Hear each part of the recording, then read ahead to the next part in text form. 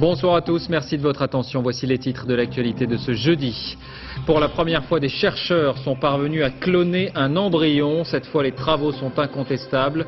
Formidable avancée médicale ou porte ouverte aux apprentis sorciers. Les réactions sont contrastées dans la communauté scientifique.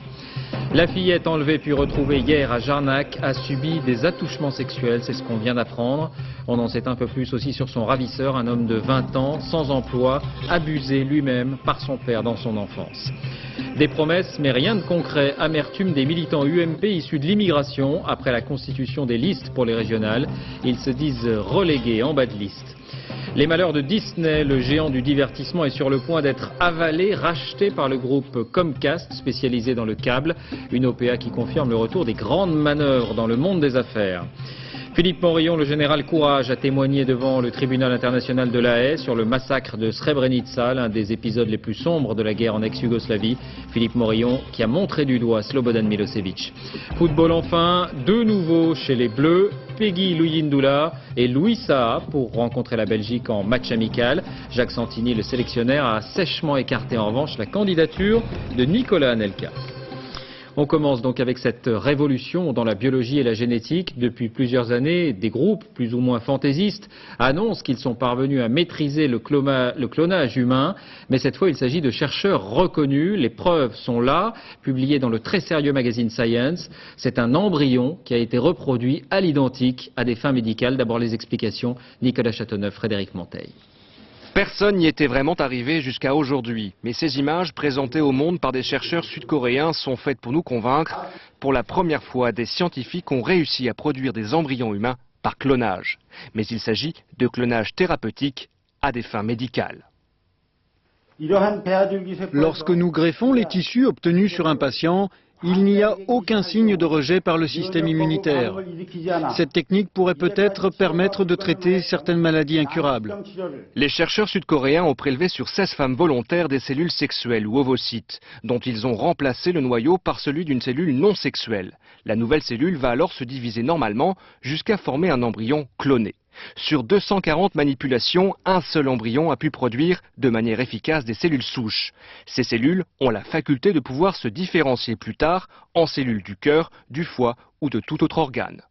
On peut fabriquer des cellules sanguines qui pourraient être greffées au donneur de noyau sans risque de rejet, parce que par définition, le noyau a été obtenu à partir de la personne malade, mais provenant d'un tissu sain. Avec cette découverte, l'espoir de réparer un jour sur mesure nos organes malades est relancé. Mais avant d'en arriver là, il faudra encore de très longues années de recherche et sans doute de polémique. Effectivement, comme souvent en cette matière, les réactions sont contrastées dans la communauté scientifique. Certains y voient une formidable avancée, donc pour beaucoup de malades. D'autres craignent les dérives. Nathalie Sapena, Nathalie Gallet. C'était il y a 4 ans, à Paris. Un chirurgien français greffait des cellules de cuisse dans le cœur d'un malade cardiaque. Une première mondiale dont a bénéficié Jean-Noël Barthélémy, qui s'est bien remis de son infarctus. Moi, je me sens bien. C'est clair que j'ai pas d'ennui cardiaque pour l'instant, je n'ai pas de douleur. 30 patients ont depuis été soignés ainsi. Pour le chirurgien qui a réalisé cette avancée, l'avenir, ce sont les cellules souches embryonnaires, comme celles obtenues par clonage en Corée du Sud. Grâce à elles, il pourrait injecter des cellules de cœur et obtenir ainsi une bien meilleure régénération. Mais pour l'instant, la loi française interdit de travailler sur ces cellules. Et la communauté scientifique française est extrêmement frustrée de se trouver devant une situation de blocage total de la part des pouvoirs politiques qui nous interdisent d'explorer cette voie. Et c'est ce qu'ont fait bien sûr les Coréens qui de ce fait acquièrent indiscutablement une avance importante dans ce domaine. Mais la frontière entre le clonage pour soigner et le clonage reproductif est mince. Les élucubrations des Raéliens ont fait peur, même si la naissance de bébés clonés n'a finalement jamais été prouvée. Ma crainte, je vais vous dire, c'est que les difficultés pour utiliser ces méthodes à visée thérapeutique restent considérables. Et il faut dire les choses telles qu'elles sont. On est à des années, probablement au minimum, dans le meilleur des cas, une dizaine d'années, d'une vraie utilisation thérapeutique. En revanche, on n'attendra pas 10 ans avant que la recette ne soit utilisée pour faire naître un bébé cloné. Voilà un embryon de 3 jours. Un amas de quelques cellules, invisibles à l'œil nu, dont les manipulations n'ont pas fini de susciter des questions. Direction maintenant Jarnac en Charente, où le sort de la fillette retrouvée hier a ému toute la région. Fanny, 9 ans et demi, a été hospitalisée pour des examens médicaux et je vous le disais, on vient d'apprendre qu'elle a été victime d'attouchements sexuels de la part de son ravisseur. Christophe de Valambra, Philippe Ritten. La nouvelle a envahi les rues de Jarnac et le cœur des habitants. Qu'est-ce que vous avez ressenti quand vous avez appris qu'elle avait été retrouvée vivante? Comme ça. Jarnac est soulagé, on n'aime pas du tout faire la une de l'actualité comme cela, donc c'est la vie qui reprend son cours, je veux dire, après les plus grandes catastrophes, les plus grandes joies, encore une fois, donc c'est super. Jarnac respire, enfin, pour les parents de Fanny, c'est tout simplement la vie qui a repris quand ils ont su que leur fille était vivante. Voilà, tout simplement c'est ça. Et c'est ça vraiment le plus important. Parce qu'on s'est vraiment posé, bon évidemment, des questions par moment. Comment on allait la retrouver, quoi. C'est un profond soulagement pour vous. Oui.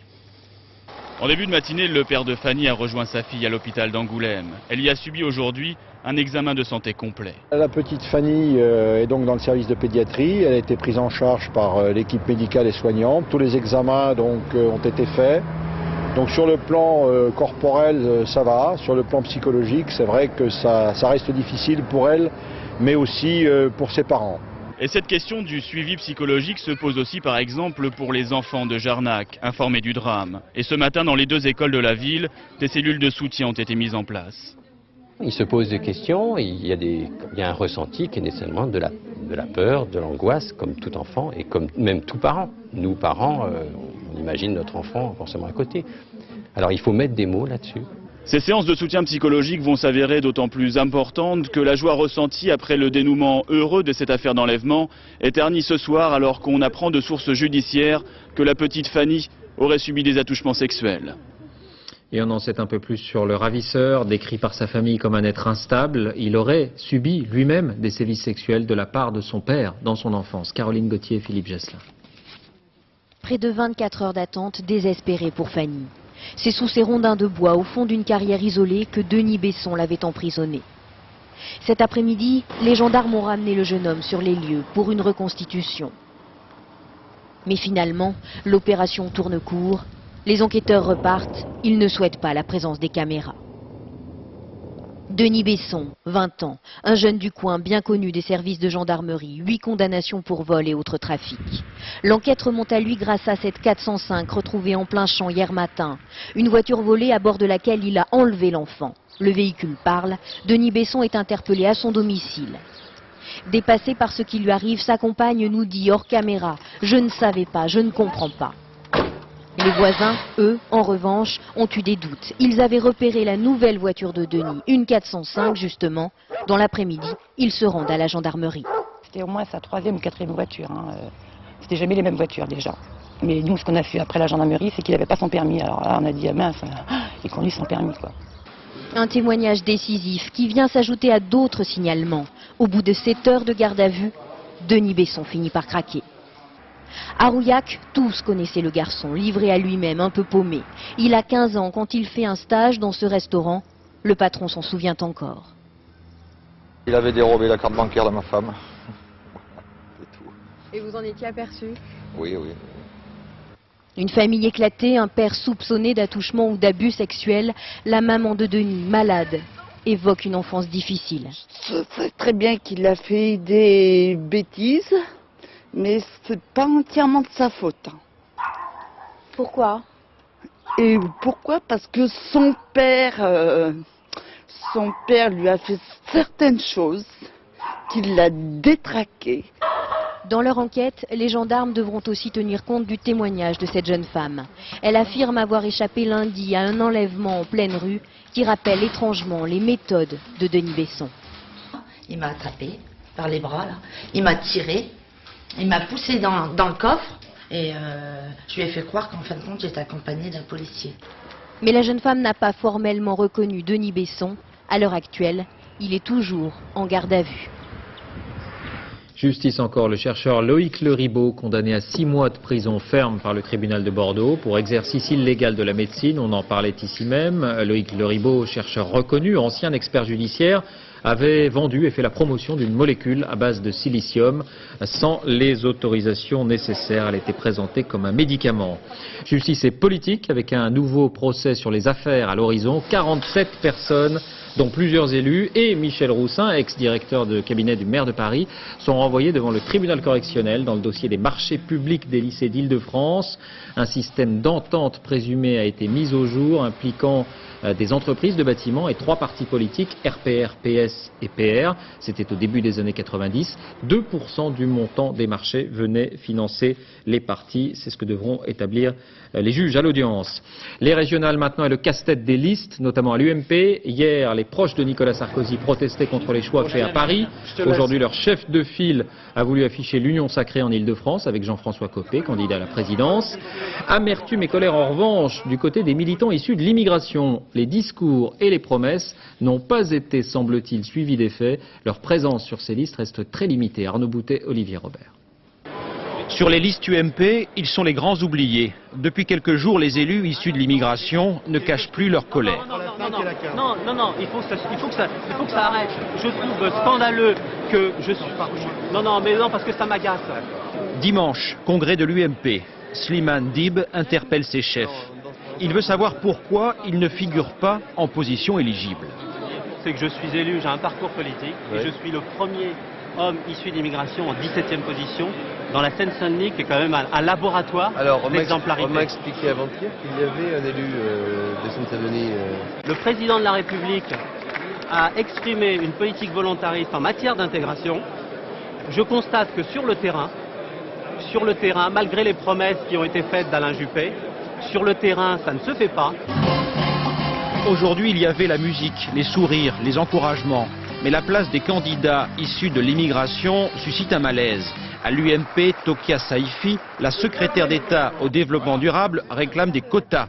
Jean-François Copé n'en veut pas. Je déteste le principe des quotas. Je trouve ça complètement déplacé de vouloir avoir une vision arithmétique de ces candidats. Moi je pense que ce qui compte c'est d'avoir des gens engagés sur notre projet.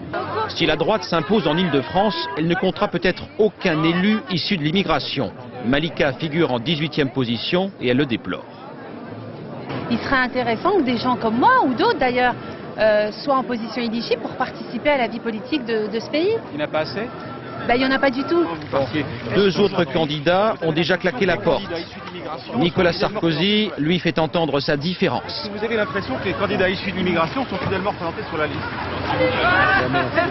Jamais assez, une petite pierre dans le jardin de l'UMP. Du côté des Verts, maintenant, ces régionales sont un rendez-vous désormais traditionnel. Des élus écologistes siègent dans les conseils régionaux depuis 18 ans. Ils participent aussi à l'exécutif ici ou là. Alors nous avons voulu savoir quel était leur bilan. Ont-ils pu ou su imprimer leur marque? Reportage Hélène Jean-François Monnier. Au pied des terrils, la mine a fermé et la nature reprend lentement des couleurs. Entre les cheminées des usines près de Dunkerque poussent maintenant des éoliennes. Dans le Nord-Pas-de-Calais, les élus verts ont commencé à imprimer leur marque. Dans cette région qui a beaucoup souffert, c'est une évidence, eh bien peut-être qu'on est en train de poser les bases d'un modèle de développement beaucoup plus intégré, beaucoup plus respectueux. Et ça, c'est important pour l'image de notre région. À Calais, le premier lycée construit par la région à la norme HQE, haute qualité environnementale, qui permet d'économiser eau, chauffage et électricité, a fait des petits. Aujourd'hui, plus d'une centaine de bâtiments sont comme ces logements sociaux construits sur le même modèle et nul ne conteste plus le thème du développement durable. L'un des problèmes des Verts, c'est que précisément maintenant, tout le monde s'est saisi des thèmes qui étaient les thèmes identifiants. Après 6 ans de présidence verte à la région, plus 6 autres dans la majorité, difficile de trouver des détracteurs. À droite, on critique pourtant les choix imposés par les écologistes. Priorité donnée à tout ce qui n'est pas la voiture, jusqu'à empêcher la construction d'une nouvelle autoroute. Il faut simplement utiliser l'autoroute A1 aujourd'hui entre Paris et Lille pour constater que si nous avions eu cette autoroute A24 dans les délais, elle sera en fonction aujourd'hui, nous n'aurions pas ces difficultés et c'est un frein au développement économique. Fiers de leur bilan dans le Nord-Pas-de-Calais, les Verts rouleront d'abord pour eux aux élections régionales avant de faire alliance sans doute avec les socialistes. À propos d'environnement, la suite des opérations à Grenoble où 29 militants retranchés toujours dans les arbres ont été délogés de leurs abris. Les policiers utilisent 2 nacelles. avec ses grues et ont installé ces gros matelas en plastique au pied des arbres en cas de chute. Rappelons que l'abattage contesté de 200 de ces arbres est programmé pour construire un stade. Économie, y a-t-il une baisse masquée du pouvoir d'achat en France? Officiellement non, bien sûr. L'INSEE parle de progression, mais un autre bureau d'études, le BIP, un bureau d'études sollicité par les centres Leclerc, arrive à des conclusions inverses. Les modes de calcul sont différents. Alors, qui croire? François Baudonnet, Jean-François Chevet. Si vous posez la question du sacro-saint pouvoir d'achat dans une rue commerçante, la réponse que vous obtiendrez sera unanime. Oh bah il a baissé. Beaucoup? Ah bah c'est sûr. Tout a augmenté, tout est très cher maintenant. Comment vous le voyez quotidiennement que votre pouvoir d'achat a baissé?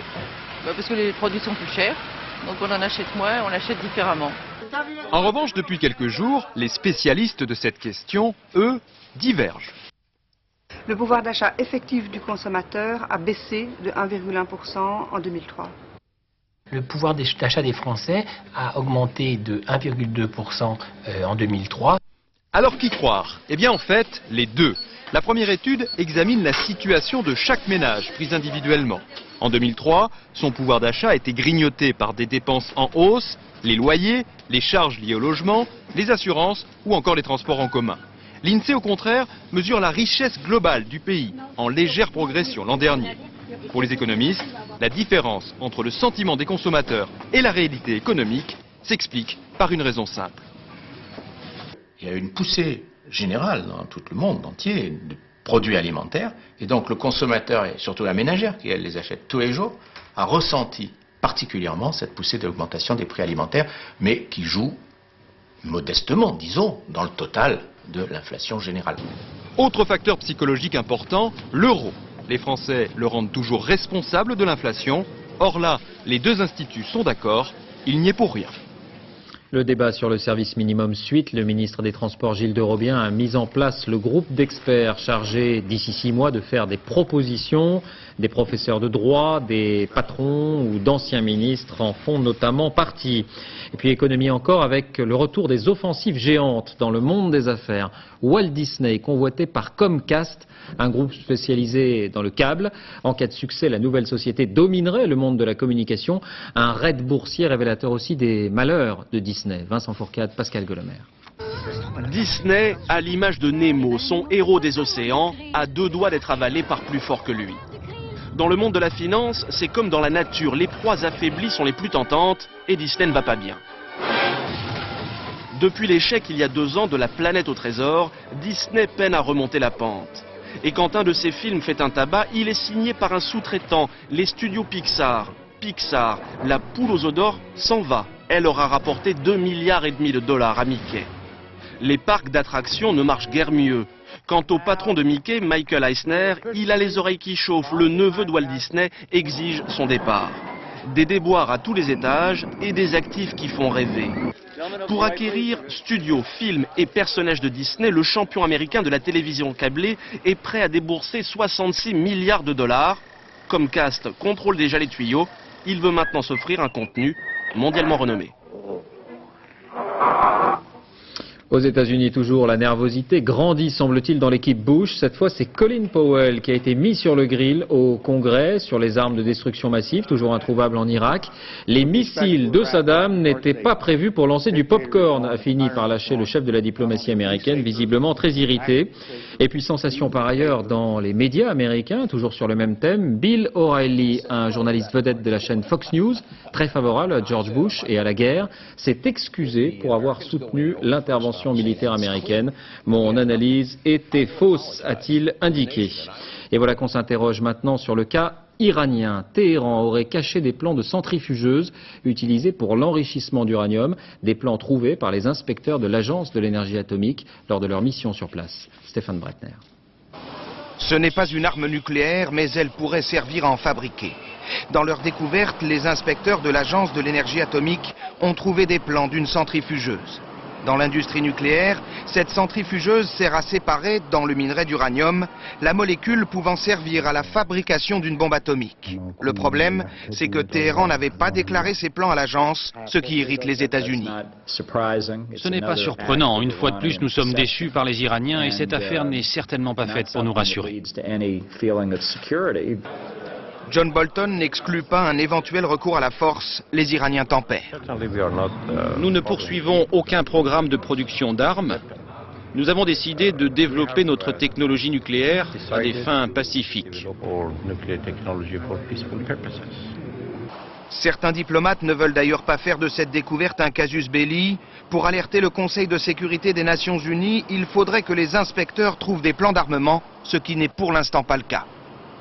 Et toujours à propos de l'Iran, un mois et demi après le tremblement de terre de Bam qui a fait 43 000 morts, l'histoire de cette fillette de 8 ans. Elle a perdu sa mère dans le séisme, son pied a été broyé et les secouristes français ont décidé de la ramener à Paris pour la soigner. L'une de nos équipes a suivi tout son parcours. Claude Sampère, Michael Cario. Pour la première fois depuis des semaines, elle retrouve le sourire. Raëlé est iranienne, elle a 8 ans.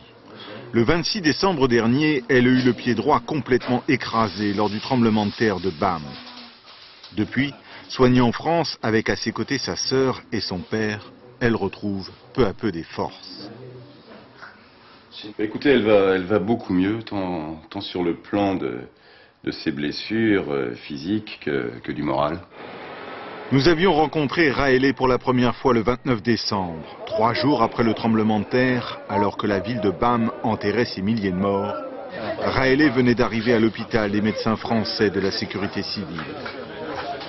Son pied droit est très endommagé et les médecins décident de l'opérer tout de suite. Il faut aller vite pour éviter toute infection. Les médecins savent qu'ils viennent de commencer une terrible course contre la montre pour éviter que Raëlé soit amputé. La survie de ce pied tient à une prise en charge très lourde, à la fois chirurgicale, à la fois nursing et de rééducation. Donc je pense qu'en France, on a les équipes nécessaires pour ce genre de problème. Dès le lendemain, alors que le père nous emmène voir sa maison complètement détruite, une chaîne de solidarité franco-iranienne se met en place. L'organisation humanitaire française, la chaîne de l'espoir, propose d'accueillir Raëlé en France. Elle ne le sait pas encore, mais elle est presque sauvée. Le 6 janvier, un peu effrayée, très fatiguée, elle débarque à Orly. Les médecins français de la sécurité civile passent alors le relais à une autre équipe, des chirurgiens de l'hôpital Robert Debré. Pendant plusieurs semaines, Raëlé va subir des opérations très pointues de greffe de peau. Tous les frais médicaux sont pris en charge par la chaîne de l'espoir et la communauté iranienne en France. Dans 2 mois, Raëlé devrait pouvoir retourner en Iran et marcher à nouveau à Bam. Un tremblement de terre encore dans la région, en Israël cette fois, c'était hier, séisme d'amplitude de 5,1 sur l'échelle de Richter qui n'a pas fait de blessés mais qui inquiète les autorités. Séisme filmé ici, vous le voyez, par cette caméra amateur. Un témoignage très attendu au tribunal pénal international de La Haye aujourd'hui, celui du général français Philippe Morillon, commandant des casques bleus en Bosnie au début des années 90. Témoignage sur le massacre de Srebrenica qu'il avait tenté d'empêcher. C'est l'un des pans les plus tragiques de l'histoire européenne de ces dernières années. Bernard Lebrun. Désormais en retraite et en tenue civile, plus de 10 ans après les faits, le patron des casques bleus se retrouve face à l'ex-président serbe Slobodan Milosevic. Cité comme témoin par le tribunal pénal, l'ex-général dira qu'il est venu parce qu'il considère Milosevic comme le principal responsable des malheurs de la Yougoslavie. Un président, un général, qui s'étaient déjà rencontrés. C'est pour ça que je me suis rendu à Belgrade, pour vous demander de m'aider à la mise en œuvre du plan. Le plan, l'un des premiers plans de paix en Bosnie, où le général était allé supplier le président de convaincre les Serbes de Bosnie de Radovan Karadzic de stopper les bombardements sur Sarajevo. Mais le général Morillon restera dans l'histoire de la crise yougoslave, tel le symbole de l'impuissance des casques bleus de l'ONU. Ne vous abandonnons pas. Srebrenica, 14 mars 1993. 2 ans après, le général serbe Mladic entre en vainqueur dans cette enclave musulmane. Le plus grand massacre de l'épuration ethnique va avoir lieu. 7000 hommes vont périr. Hier, Carla Del Ponte, présidente du tribunal pénal de La Haye, a accusé l'actuel régime de Belgrade de cacher et protéger Mladic et Karadzic. La grippe aviaire, l'OMS se dit rassurée par les tests effectués au Vietnam. Rien ne vient confirmer l'hypothèse d'une transmission humaine. En attendant, à Hanoï, la capitale, on soigne les malades déjà nombreux de la grippe aviaire. Envoyés spéciaux Philippe Rochaud, Sylvain Guillaume. Hanoï garde une certaine insouciance face à la grippe aviaire. Les habitants sont informés qu'il existe 2 hôpitaux où elle est traitée et surtout l'hôpital pédiatrique de la capitale. Car l'épidémie touche surtout des enfants. 21 jeunes Vietnamiens sont hospitalisés ici comme cas suspects de grippe aviaire. C'est le cas du petit Wong, âgé de 8 ans, qui en présente tous les signes. Mais sa mère ne comprend pas comment il aurait pu être atteint. Mon enfant, il rentre directement de l'école à la maison. Il y a bien des poulets à côté de chez nous, mais ils ne sont pas contaminés. Ces enfants seraient atteints par une forme plus classique de grippe aviaire et non pas par le redoutable virus H5N1 qui a déjà emporté 14 personnes au Vietnam. Mais ce qui frappe le corps médical, c'est qu'ils ont été amenés très tard à l'hôpital. Certaines familles savent que la grippe aviaire est une maladie grave. Ils ont amené rapidement leurs enfants ici. Mais les gens ne connaissent pas bien l'épidémie et quand ils arrivent, on perd beaucoup de temps à leur expliquer. Le personnel médical maîtrise difficilement, lui aussi, cette maladie pour laquelle il n'existe aucun vaccin. Il se protège et s'isole comme il peut, avec une certaine angoisse qu'il a du mal à cacher. Je n'ai pas peur pour moi-même, mais je crains surtout de ramener le virus à la maison et de contaminer mes enfants. S'il était prouvé que le virus peut passer de l'homme à l'homme, alors la sécurité de ce personnel médical serait gravement menacée. Mais pour l'heure, pas de mutation observée, au grand soulagement de ces médecins.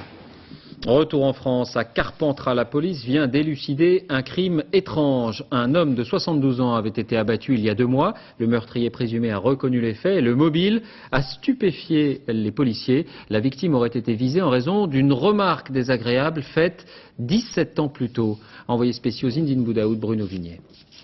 L'embuscade, un nom tragiquement prédestiné. Il y a 17 ans, ce café de Cavaillon a vécu une altercation comme il s'en produit tous les jours, rien de plus. Une banale dispute qui a coûté la vie à cet homme, Guy Pourriel. À l'époque, il menace le jeune fils du patron. « Serre-moi plus vite, sinon je te mets 2 gifles ». Sans le savoir, Guy Pourriel vient de signer son arrêt de mort. Le 11 décembre dernier, 17 ans après, Guy Pourriel sort de ce sex shop de Carpentras. Il est abattu sur le parking, 2 balles de 357 Magnum. Pour les enquêteurs, l'assassinat du septuagénaire est une énigme. On se demandait si éventuellement c'était pas un meurtre sur commande et une erreur effectivement d'identité. Parce qu'effectivement la victime était retraitée, posait aucun problème, allait à la pêche régulièrement. Mais la semaine dernière, l'assassin présumé est arrêté presque par hasard à un simple contrôle routier. Dans sa voiture, l'arme du crime. Éric Zago, c'est son nom, passe des aveux complets. Le mobile de l'ancien serveur effaçait l'affront qui le ronge toujours. Il n'a jamais pu dépasser cette altercation et il nous a indiqué que durant sa vie, cette chose lui le bloquait psychologiquement, l'empêchait d'avancer dans la vie. L'assassin présumé aurait alors décidé d'éliminer purement et simplement l'homme qui l'a offensé. Derrière ce mobile apparent qui est une altercation, c'est plus le problème de la douleur psychologique qu'une personne est capable de garder pour elle pendant 17 ans. Et le drame, c'est qu'il ait gardé cette douleur pendant 17 ans. Éric Zago est écroué, mais l'enquête continue, car le mobile du crime paraît si dérisoire que la justice reste incrédule. La Saint-Valentin préparait les fleurs et les bisous, c'est dans 2 jours. Et qui représente mieux l'amour que Roméo et Juliette? Eh bien, à Vérone, en Italie, le couple reçoit toujours plusieurs dizaines de lettres par jour. Certains demandent même des conseils conjugaux. Une association s'est créée pour y répondre. Sur place, Gérard Grisbeck, Romain Potocki. Marco. Camilla. Bartosz. Tadaveta Kayas. L'on veut bien confesser le nom de son amoureux ou de son amoureuse, mais pas question de révéler le contenu du petit papier que l'on a accroché sur le mur, juste au-dessous du balcon de Juliette. Car à Vérone, Juliette vit encore et chaque jour, elle reçoit des lettres. Chère Juliette, belle et courageuse, que ton Roméo était juste et fou d'amour pour toi. Chère Juliette, ils disent tu en retrouveras une, et moi je ne pense qu'à celle que j'ai perdue. Chère Juliette, j'aurais tant voulu vivre quelque chose d'intense comme toi, vibrer d'amour pour un homme. Chère Juliette, est-ce que cela compte d'avoir aimé, même fort, même grand, quand tout ce qui reste, c'est l'amour qui s'éloigne de nous. La vraie Juliette, la voici. Entourée de plusieurs collaboratrices, elle répond chaque jour à des dizaines de lettres venues du monde entier. Un courrier d'amour, mais qui souvent est un appel à l'aide, une demande de conseil, des messages sans frontières. J'ai reçu une lettre d'Irak pendant le moment de la guerre. C'était une lettre qui m'a émue parce qu'elle disait « Bonjour à tout le monde, j'espère que tout le monde aura la paix et l'amour. » Marinella, une formation de psychologue pour répondre à des questions qui nous taraudent depuis la nuit des temps. Le CSA, le Conseil supérieur de l'audiovisuel, a mis en demeure France 2 aujourd'hui de respecter son obligation de bonne information des téléspectateurs. Une décision qui fait suite au journal de 20h du 3 février où nous annoncions le retrait d'Alain Juppé. Un nouveau succès pour Philippe Delerme. Philippe Delerme, vous le savez, c'est cet écrivain, auteur de La Première Gorgée de bière, un énorme succès de librairie. Son nouveau livre s'appelle Enregistrement pirate. Il est déjà numéro 1 des ventes devant Harry Potter, mais Philippe Delerme n'a rien changé à ses habitudes. Il est toujours professeur de français dans l'Eure. Reportage Geneviève Moll, Claude Barnier. Ah, monsieur. Je ne regrette qu'une chose, c'est de n'avoir pu vous faire agréer plus tôt mes hommages. Car dès qu'on vous connaît, madame, on regrette le temps passé sans vous connaître. Ouais, tu pourrais être un peu plus charmeur là quand tu dis ça. Car dès qu'on vous connaît, madame, on regrette le temps passé sans vous connaître. Bon. Philippe Delerme n'a pas changé. Il est toujours prof de français dans un collège normand et durant les interclasses, il fait travailler du théâtre à ses élèves. Souvent, je n'ai pas dit, quelquefois. Avec lui, on voit beaucoup aussi la culture générale. On voit aussi beaucoup d'auteurs, parfois de chanteurs aussi. Ils expliquent plein de trucs sur la vie et en même temps on comprend bien avec lui. C'est être en rapport avec la vie, je trouve, que d'être enseignant. Et c'est jamais gagné d'avance en plus. Le rapport avec une classe, il diffère d'une année à l'autre.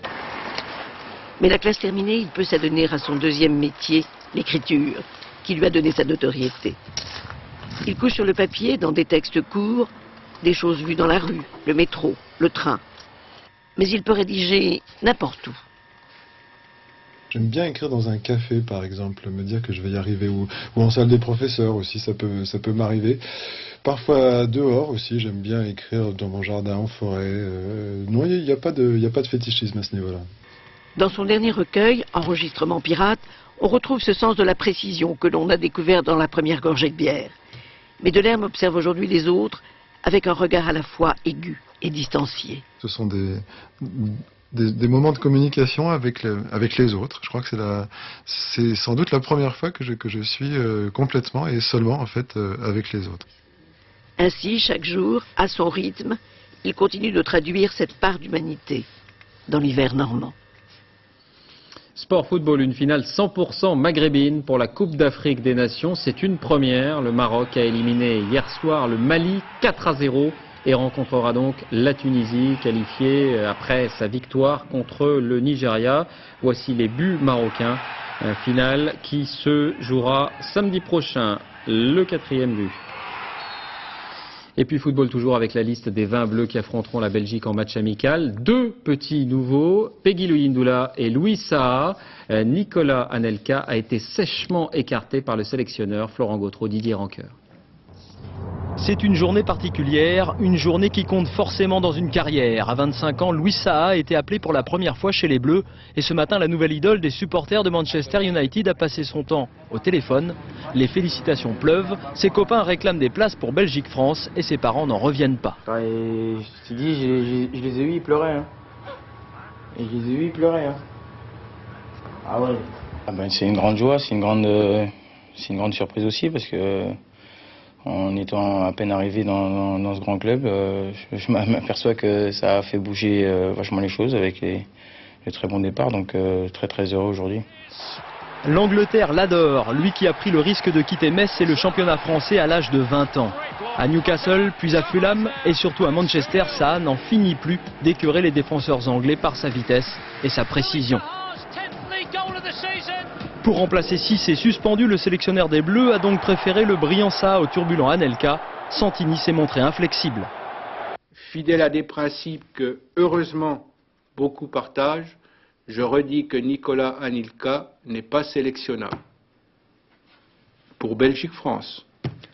La porte n'est pas définitivement fermée, mais Anelka aura bien du mal à se frayer un passage et il pourrait bien regarder l'Euro 2004 à la télé. Une médaille d'or pour la France en biathlon, une deuxième médaille pour Raphaël Poiret qui remporte les 20 km individuels au championnat du monde à Oberhof en Allemagne. Samedi, il était arrivé premier de l'épreuve de sprint. Fin de cette édition, merci de l'avoir suivi. Tout de suite, question ouverte. Gérard Leclerc reçoit Arlette Laguillet en direct de Poitiers. La météo, Nathalie Riouet, point route, Valérie Maurice. 21h, envoyé spécial en plein débat sur le voile. Un reportage à suivre. Comment les fondamentalistes religieux réussissent à imposer leur loi. Une enquête de 7 mois à Trappes. Envoyé spécial avec Françoise Joly. Dernier journal 1h20, Jean-Claude Renaud. Demain, 13h, Daniel Bilalion. Ce week-end, c'est Françoise Laborde que vous retrouverez. Et à partir de lundi, à cette même place, Carole Gessler. On se quitte sur ces images du préparatif du carnaval de Nice. La 120e édition débute demain.